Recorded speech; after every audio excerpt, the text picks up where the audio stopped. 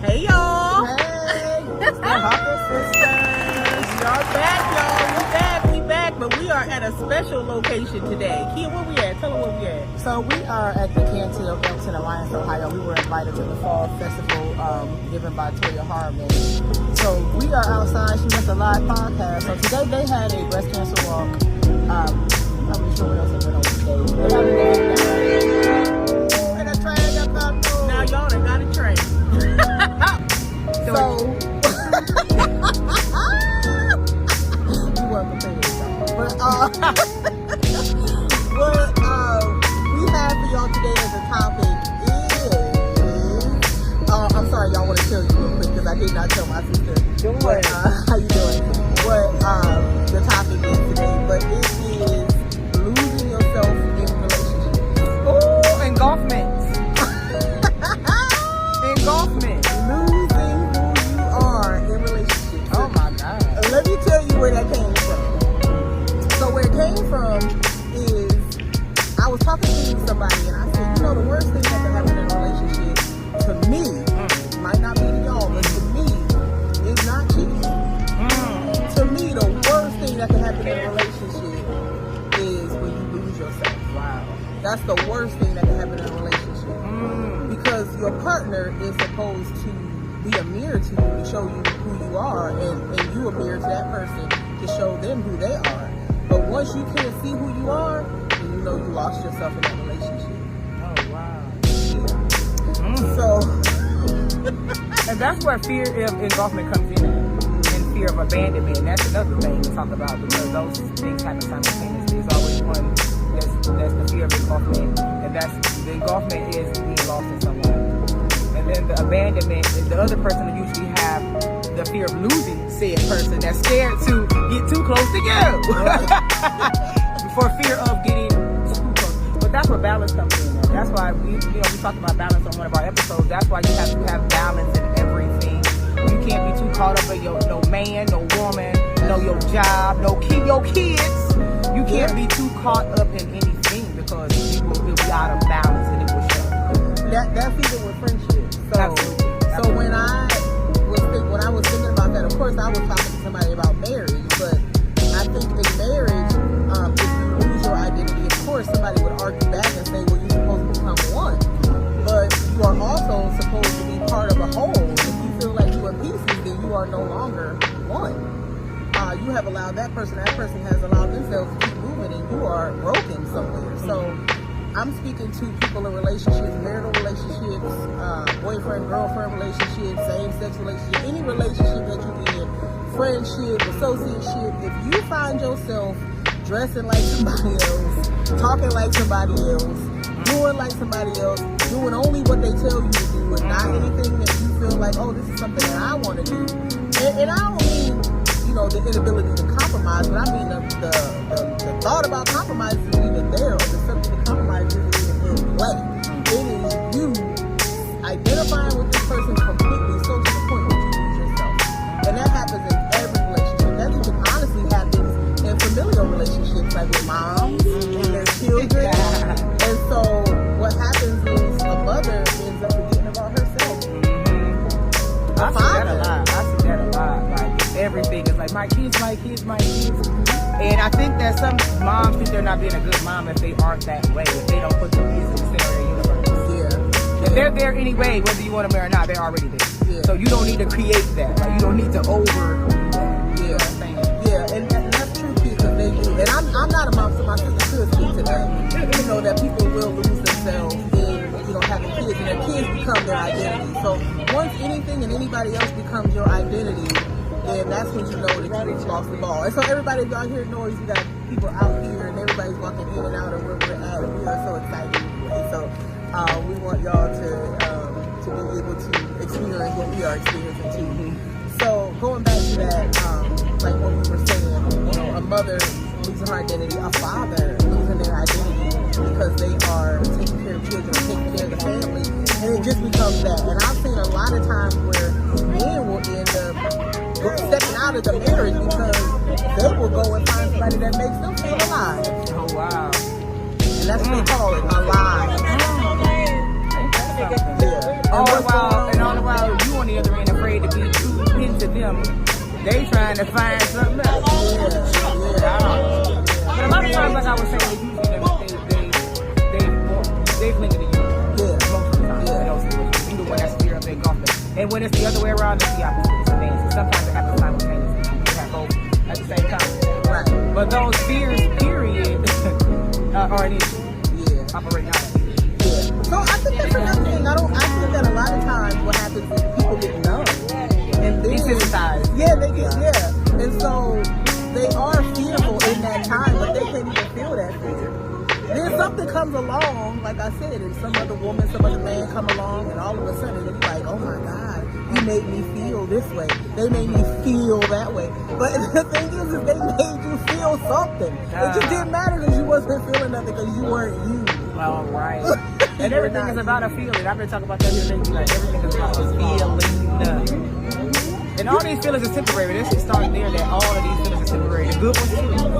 They all the bad ones are temporary. I was thinking about that yesterday. Because I was in a good feeling when I was thinking about it. But when we in that bad one, that thing is long standing, it seems like. But when you get into that good one, it's like this is lasting just as long. But the bad one is let me tell you, I will tell this to my clients that everybody is looking for a feeling, so I do agree. And everybody is trying to avoid one too. The bad ones, of course. So we want the good, but we don't want both. One or the other. We definitely want to avoid pain and we want to go towards pleasure. But when it comes down to a lot of things, like I said in the beginning, cheating is not the worst thing. The worst thing is when you lose yourself because you forget how to feel, what you feel, what you want, when you want, what you need, until something comes along to kind of spark that. So I'll say this too. I'm going to go to the mom part, like being a mother. Like a lot of times what happens is the mom, and I'm going to throw my mom under the bus because I'm just going to. My mom, she used to yell so much. Like she just yelled our whole childhood. And I do it. Yell. And I couldn't stand it. Like I really couldn't stand it. And until literally today, y'all. Today is when I understood why. And because she was so busy minding what she had in front of her that she could not see herself enough to take care of herself. So she was leaving herself behind. So she was yelling at us, trying to pull us forward with, and she didn't have the power because she was in the background. So that didn't work in the family, in the structure. But it did a job. Like, and it also did a job on me because I couldn't understand hearing anybody yell. Like, that is one of my, don't be yelling at me. I don't like to be yelled at. That's kind of traumatizing. I don't like that. I don't like as confrontational as I am because I'm very much, it's more about clarity if I'm coming, but I'm coming direct. And so it may come off, however come off to the person, but it definitely comes direct. But I don't like a bunch of yelling and a bunch of chaos. I don't prefer any of those things. I really don't. And I think it's PTSD. So I'm going to give y'all a little nugget, and then we'll go into some purpose type stuff and things that my sister has and what she was thinking about.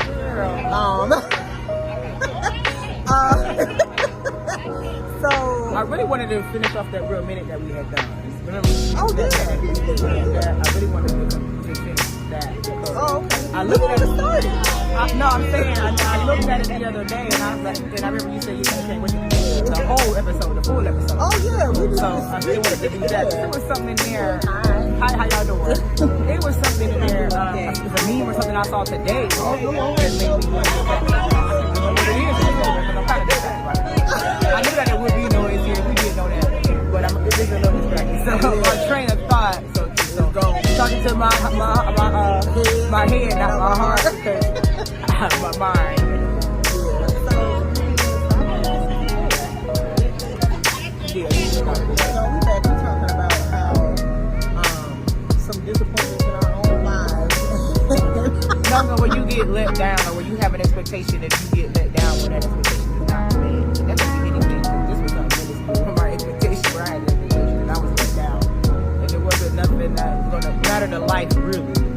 Well, it mattered to you, but it mattered to me, and I was let down. So we were just having a discussion about being let down because of expectations. And we thought we needed to record it because I'm of the mindset that, especially after like I done had lived life so long, not that I'm so old, but like I done lived life long enough to know, like even when I'm driving in traffic and I'm home and I'm late, because I'm probably gonna be late, and I'm thinking, oh man, I gotta get there, and I'm mad at everybody around me, and just when I get there, like nothing's happening, you know what I mean? Like it's okay. Yeah.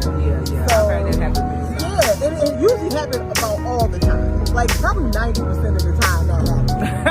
Wow. And then and what we do is we use anxiety. Like we so anxious and we'll be like, oh man, you know. Live in the future. Yeah.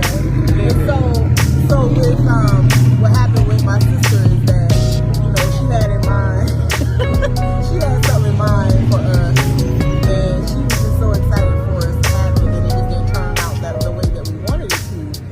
And I'm like, oh well, it's okay, you know. She told me, you know, she could speak more to how she felt, because I was telling It wasn't okay for me. It was not okay because of my expectations, but my sister made it feel better though. She said, it's alright, you'll have it next time. I'm like, you know what? Alright, now I can accept it. So once I was able to accept it, that's all that boiled down to, accepting that it is what it is. I mean, but y'all, it's a process to acceptance. Like, people think that accepting something is easy. Like, it's not. But we just wanted to really come on here and talk about, like, and again, like you said, being let down. We did talk about disappointment before, but I mean, which is to me one and the same. But it wasn't even a big deal like that, but we don't make stuff a big deal too. Sometimes things that make us do, but it was something that I wanted and I anticipated. So having that anticipation and desire and expectation creates that, and then when you don't get it, it's like we're not just tails. You know, like somebody done popped your balloon.